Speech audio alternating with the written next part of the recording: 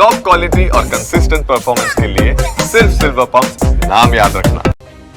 નમસ્કાર, સમાચારો સાથે હું છું જયેશ। સૌપ્રથમ દેશની સૌથી મોટી ઘટના પર કે જ્યાં જન્નતમાં ખેલાયો ખૂની ખેલ।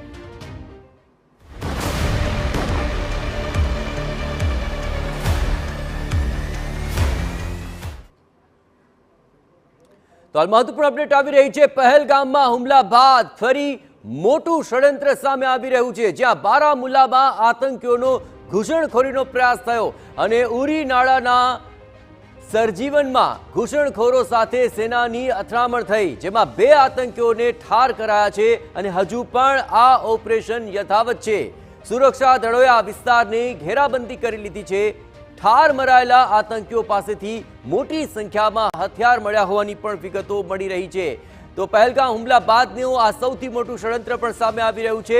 બારામુલ્લામાં આતંકીઓએ ઘૂસણખોરીનો પ્રયત્ન કર્યો હતો, જોકે સેનાએ જડબાતોડ જવાબ આપ્યો છે અને ઉરી નાળાના સરજીવનમાં ઘૂસણખોરી કરી રહેલા આ આતંકીઓને ઠાર મરાયા છે, જેમાંથી 2 આતંકીઓ ઠાર મરાયા હોવાની વિગતો મળી રહી છે। હજુ પણ આ ઓપરેશન યથાવત છે। સુરક્ષા દળોએ આખા વિસ્તારની ઘેરાબંધી કરી લીધી છે અને સર્ચ ઓપરેશન ચાલુ છે। ઠાર મરાયેલા જે આતંકીઓ છે તેની પાસેથી મોટી સંખ્યામાં હથિયારો પણ મળી આવ્યા હોવાની વિગતો મળી રહી છે। તો પહેલગામ બાદ હવે સુરક્ષા વ્યવસ્થા સઘન કરી દેવાય છે।